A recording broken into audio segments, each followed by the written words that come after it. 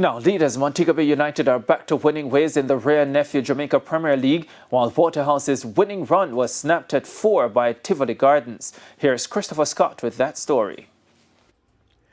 Title holders Cavalier must be begging for the season to come to an end. The four-time champions have lost more matches than they've won so far this season. Not that Montego United made it any easier for Cavalier, inflicting their 11th defeat. Dwight Merrick was the man doing the damage in the 55th minute as Montego United moved to 49 points. Yeah, I mean, it was difficult. I mean, they're throwing everything at us. And then, of course, we had the lead and we had to preserve it. But nevertheless, I'm happy that we got 3 points.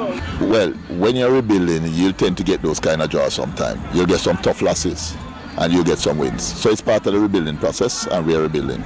Waterhouse had their bubble burst in a 1-0 draw against the Tivoli Gardens at Jerusalem. Carl Bembo had Waterhouse in front from the 5th minute before Anthony Nelson equalized for Tivoli 3 minutes to the halftime break.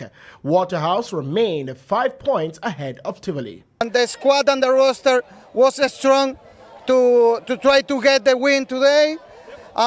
We started very good playing. At the end of the first half, Tivoli equalized and put effort to get a tie. Give Waterhouse too much respect. As a result of that, we gave up that opportunity, courtesy of a handball from the defender, resulting in a penalty. But overall, I think we live for a game as the game goes on. Caribbean Cup champions Mount Pleasant FA were ruthless in beating Dumble Holding 4-0 at Drax Hall. The door was swung open when Raheem Edwards got the opener in the 21st minute. It took another 6 minutes for the score to double, Captain Daniel Green sending Dumble Holding further in the mire. It stayed 2-0 until the 73rd minute when substitute Shaquille Bradford put added insurance to the score. And the show came to an end when Alex Marshall, another substitute, made it 4-0 with 9 minutes to play. We did the basic this afternoon. We went back to what have brought Mount Pleasant success over the past years that we have been at the club. And it's a testimony. It showed out there this afternoon. I am glad that we had the opportunity to play a lot of our youngsters today. We had quite a number of players who were under 21 playing today, so that's a big plus for us. Malines United and Racing United were on the verge of adding to their list of drawn results until Dwight Gentles came off the bench to knock in the winner to give Racing maximum points. I think we managed the game right through, but I'm just unfortunate those 2 clear-cut chances that one on the keeper and we don't score. But definitely, continue to believe in the youngsters and give them opportunity. And NCC one come off the bench today and get the result first. I mean, they kept the ball and kind of keep us behind the ball a bit. We tried our best to catch them on the counters.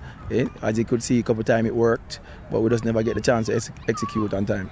Spanish Town Police made life for Harbourview tougher as they came out the better in the relegation fight. Carlington Blackwood scored in the 70th minute to hand the Stars of the East their 11th defeat. It was a derby game today, not because of geographical difference, but based on the position on the table. And I think getting close to them give the lads a little bit more confident that it is a reality that it can happen, and it's a good day for the club. We need more commitment and more confidence from the players, but it's a work in progress. We just have to continue. We're still at the position that where I started, so we have to try and dig ourselves out of that position. And the goals by Sean Layton and Jason Wright carried the Chapelton Maroons to a 2-0 victory over Treasure Beach. Christopher Scott, TVJ Sports.